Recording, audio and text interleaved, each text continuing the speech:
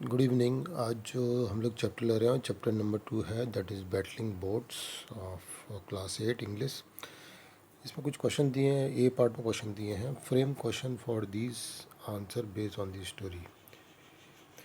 It was because every question number actually ये answer के base पे क्वेश्चन को फ्रेम करना है। तो पहला पहला आंसर है, it was because every one had come for the race.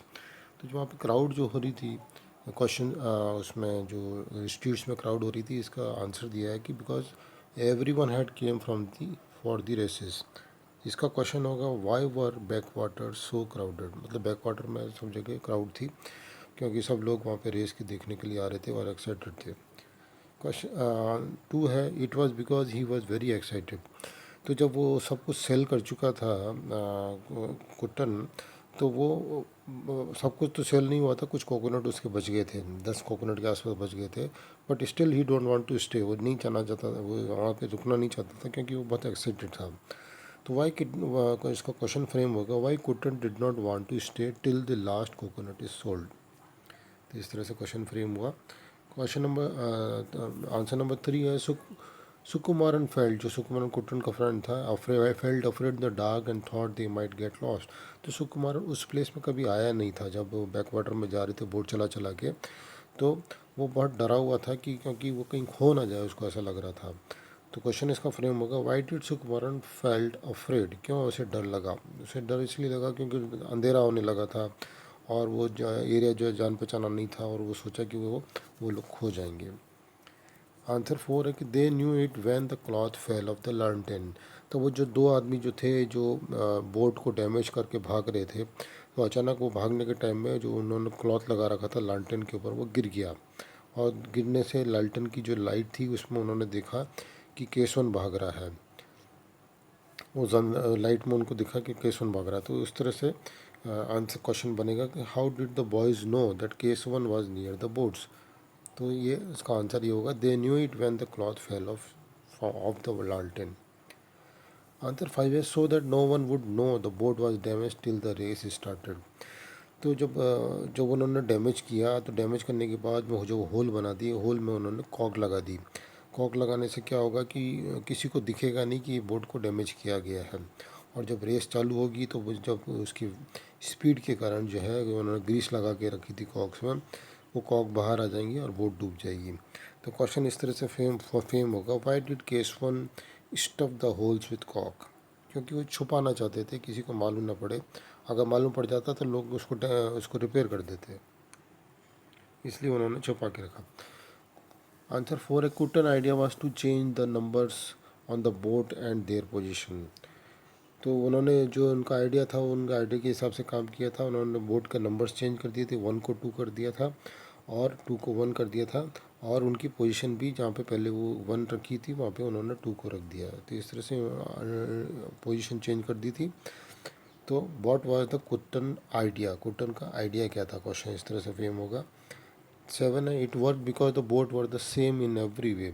तो ये आइडिया को एग्जीक्यूट इसलिए कर पाए क्योंकि बोट जो थी एकदम सिमिलर लगती थी।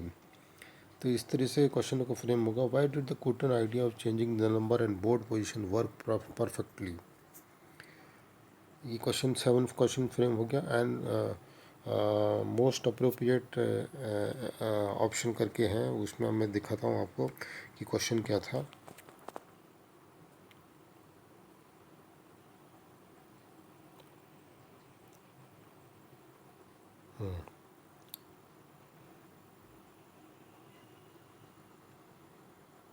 ये नहीं थे।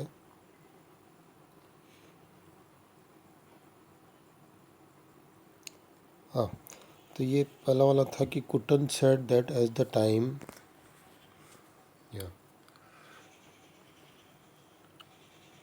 Kutton said that by the time someone realise Karichal 1 was damaged it would be too late। तो too late means too late to repair the boat.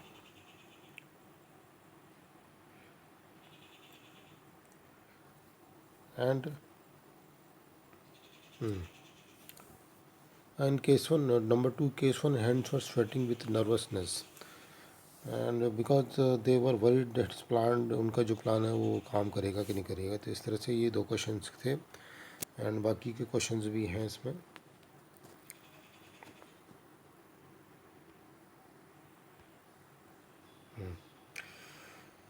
बाकी क्वेश्चन आते हैं। बी पार्ट आता है, discuss in the class you shall be famous the youngest.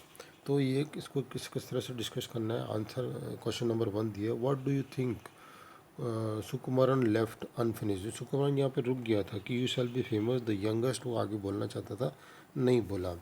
तो वो क्यों रुक गया। Sukumaran felt left unfinished because he was little envy, वो थोड़ा उसको थोड़ी जलन हो रही थी कुटन से। And thus he do not want to praise और एडमायर हिम टू मच, वो ज़्यादा उसको एडमायर नहीं करना चाह रहा था क्योंकि वो अंदर ही अंदर थोड़ा सा जल रहा था। बी, डज सुकुमरन एनवे कुटन और एडमायर हिम और बोथ। तो यहाँ पे जो आप जब स्टेटमेंट को पढ़ेंगे तो आपको लगेगा कि वो एडमायर तो कर रहा था उसको, बट उसको थोड़ी जलन भी हो रही थी। तो यहाँ पे मुझे ऐसा लग रहा है कि बोथ आंसर होना चाहिए कि फ्रॉम इस sentence we can infer that दो Sukumaran admire Kuttan but he was also little annoyed with him. अब क्वेश्चन नंबर 2 आता है, we shall decide what to do after I tell Achan. Kuttan hesitated for a moment deciding whether to tell his secret to आचन।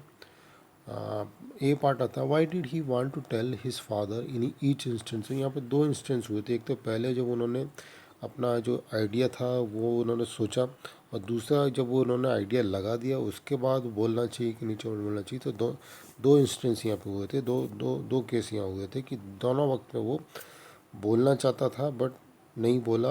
और क्यों नहीं बोला, वो नहीं बोल पाया और नहीं बोलना चाहता भी था। ये पार्ट है, why what did he want to tell his father in each tenses. क्या बोलना चाहता था।